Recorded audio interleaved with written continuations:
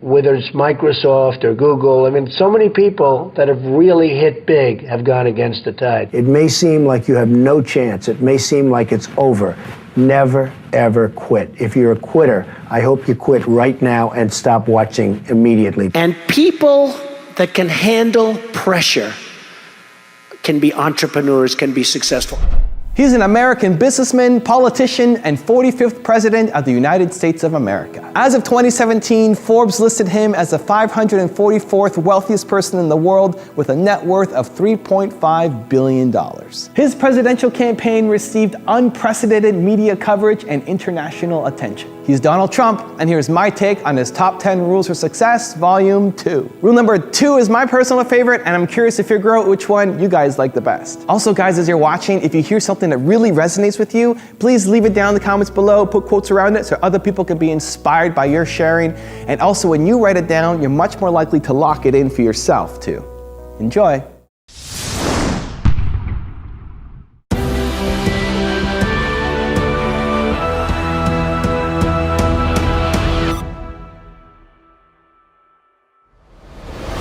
What would be one word of advice you would have for an upcoming businessman, or for a future businessman?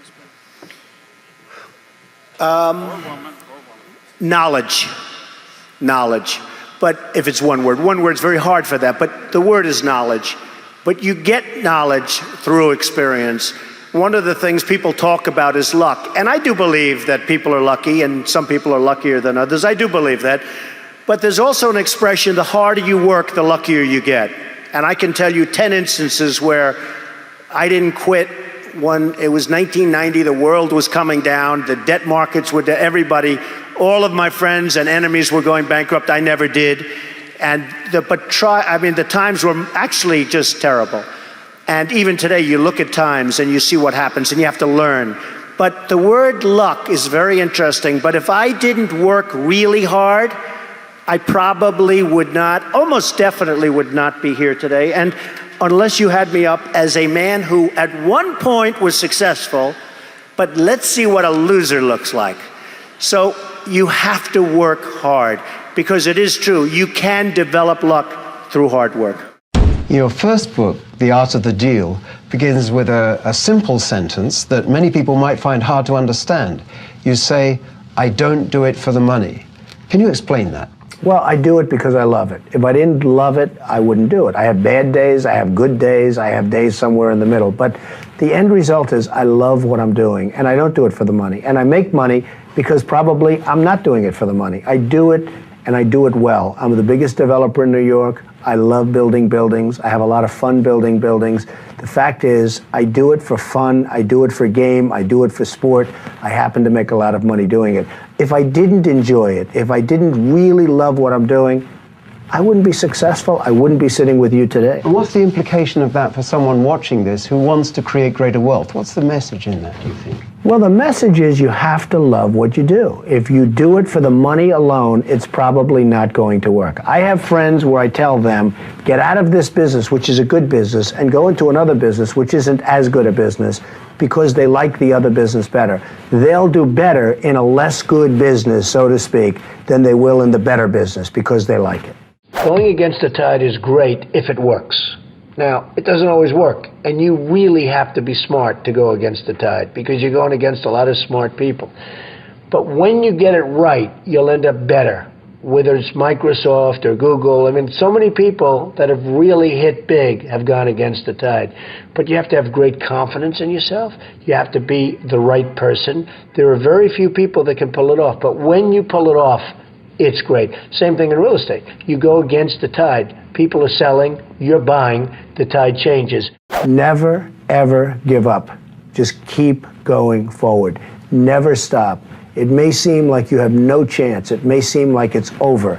Never, ever quit. If you're a quitter, I hope you quit right now and stop watching immediately, because you'll never make it.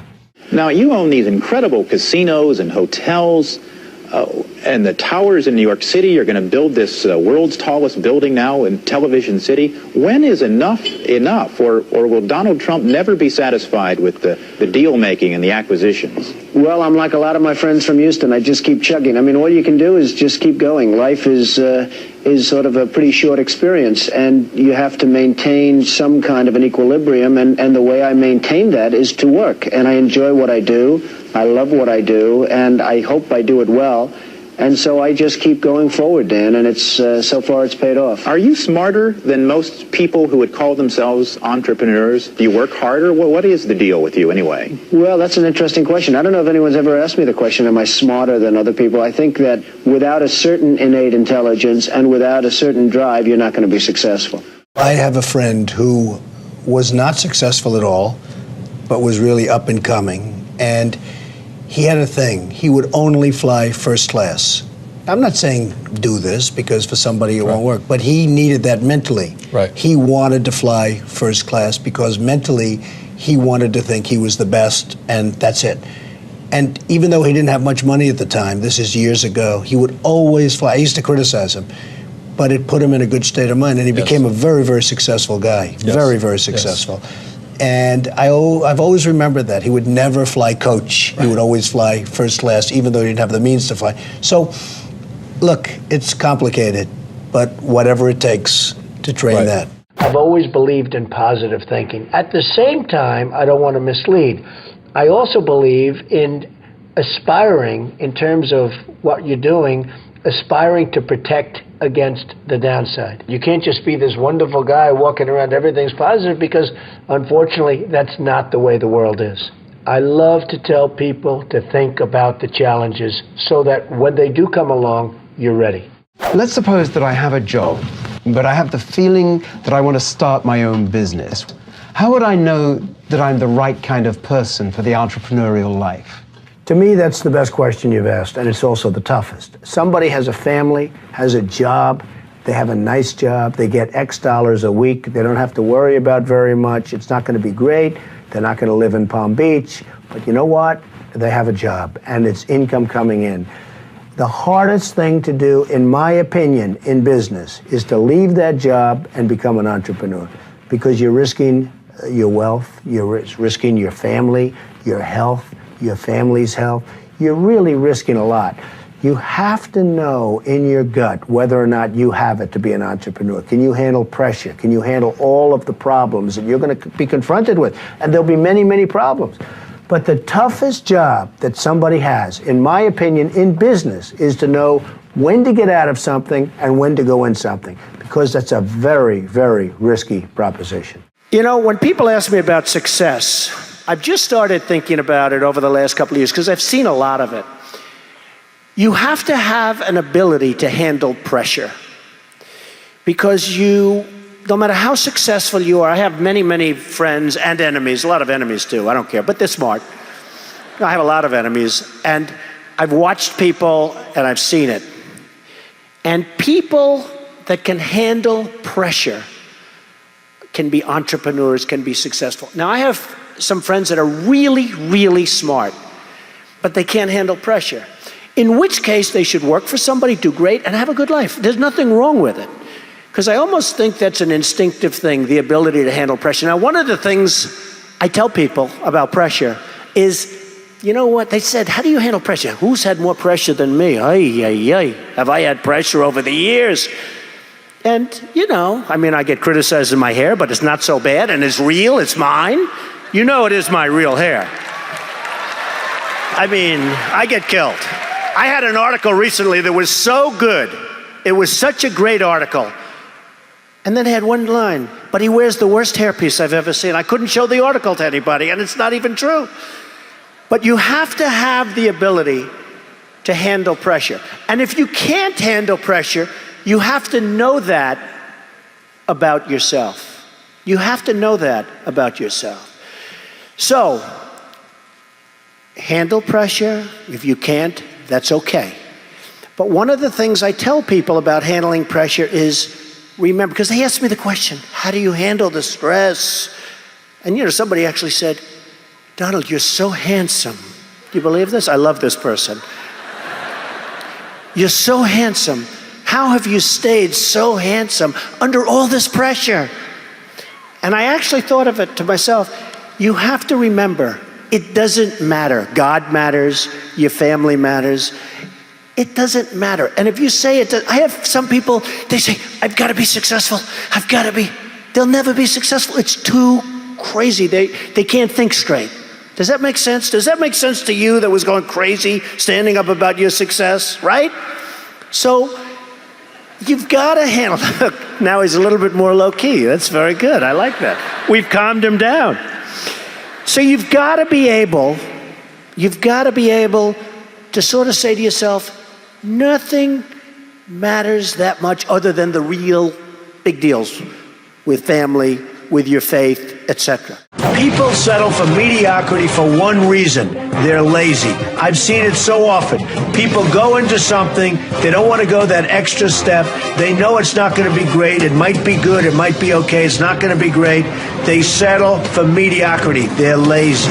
I have 5 children, but the 3 that are in business, and a lot of it's because of the success of The Apprentice, where they go on and people get to know Ivanka and Don and Eric. But a lot of that was early upbringing. I'd always say to them, no drugs, no alcohol, no cigarettes. And now I add for Barron, and I'd drive them crazy. I'd say every time they'd leave, no drugs, no alcohol, no cigarettes. Repeat after me, and I'd have to repeat. They'd go, Ivanka would go, Dad, will you leave me alone? But I'd drum it into their heads. And you know, you have to get through those artificial barriers. I call them artificial barriers because you can do something about it until it's too late. Once it's in your system, it's very hard to stop. Like, I don't drink, and it's very easy for me not to drink. I tell people, what are you drinking for? What are you drinking for? And they don't even understand what I'm saying So because it's so hard. how did you, it's amazing when people see you, they can't imagine. No alcohol. Oh, would I be in trouble if I was a drinker? With my life? No smoking. Yeah, no smoking. Well, I had a And brother. no drugs. I had a brother, Fred, who was sadly an alcoholic, a serious alcoholic, and he was the best-looking guy you've ever seen. And he was much older than you. He was much older. He was 10 years older than me, 11 years older than me, and he was as good-looking a guy as you've ever seen. He had everything going, the best personality. I have like a bad personality compared to Fred, but he started drinking, and he also smoked a lot. But he started drinking, and I think it started in college, frankly, but it got progressively worse. And he was really unable to stop. And he'd always tell me, don't you ever drink. So he was much older than me, and it really has an impact, you know, when you have that kind of an age difference. But he'd point, don't you ever drink and don't you ever smoke. He'd add the smoking in because he smoked and he drank. And it hugely affected his health and hugely affected even his look and his, you know, the whole bearing. And every time he'd see me, he'd say, don't you ever drink and don't you. So I never drank. I mean, I really, when you talk about my father, I learned a lot from my father, but I learned a lot from my brother Fred. And he set an example. It wasn't maybe the example that people would think, but it really was, in its own way, an example. We met an adorable 10-year-old girl named Megan. Now, Megan was born with brittle bone disease. Hi, Megan. My name's Donald, and you probably don't know me, but I was watching Maury's show the other day, and I must tell you, you really hit me right here. I think you are so beautiful, and both inside and out. I had a little something, a little gift that I gave to Maury, who's a friend of mine, and a very good golfer. Don't ever play him in golf. He's very, very good, believe me. And I gave him a little gift for you, and I hope you and your mother have a good time with it. And you're very special, and you just keep it up and keep up that attitude. So good luck, and you stay in touch. So, Donald Trump, he has his name on more buildings in New York City than any other person. And besides that, he is one of the most generous people I know. And he wants you and your mom to have a very special check. And when we talk about Donald Trump, when he gives out checks, we're not talking chump change here. This is big time money. So, look at that. Do you know how much that's for? Do you get all those zeros right?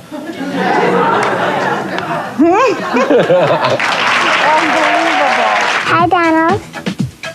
Good. I really wanted to say thank you very much. Bye. I told him that I thanked him, and he said, well, you're very welcome, and he told me to keep up the good work. Thank you guys so much for watching. I'd love to know, what did you think of this video? And in general, what do you think of the Volume 2 series? Leave it down in the comments below. Also, I'd love to know, what did you learn from this video that had the biggest impact on you? What did he say that resonated with you the most that you're going to immediately apply somehow to your life or to your business? Leave it down in the comments below. I'm super curious to find out. Finally, I want to give a quick shout out to Kelly Quinton. Kelly, thank you so much for picking up 10 copies of my book and sharing it with your friends. I really, really, really appreciate the support, and I hope you all enjoy the read. So thank you guys again for watching. I believe in you. I hope you continue to believe in yourself and whatever your one word is. Much love. I'll see you soon.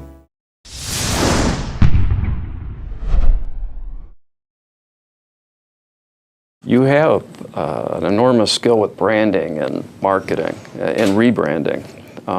What would you give as advice to small and medium-sized business owners for branding and marketing? Well, the first thing is you have to have a good product. If you don't have the product, forget it. But assuming they have a really good product, you have to get the word out. You know, I know people that are better singers, more talented than Frank Sinatra. You'll never hear about them.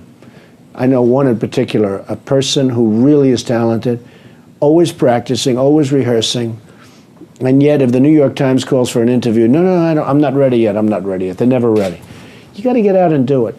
Also, you have to sort of let the press know that you exist. Getting good ratings on things, like I have golf courses that have high ratings, and then once you get the ratings, you got to let people know you have the ratings. It's a long process, and it takes a long time.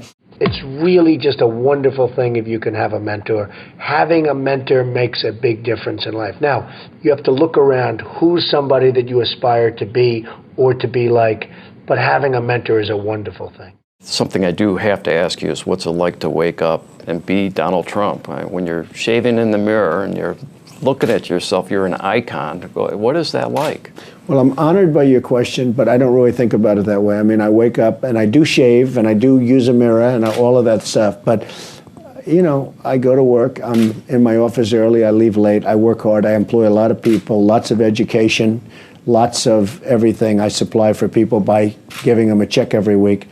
Lots of health care, frankly, and it makes me feel good. I know a lot of people where a couple of my employees, their wives have cancer and they're being well taken care of because they have a good program under the Trump Organization, and I'm happy about that. So I just feel I've done a really good job. I've created a lot of quality, and I've given a lot of people jobs.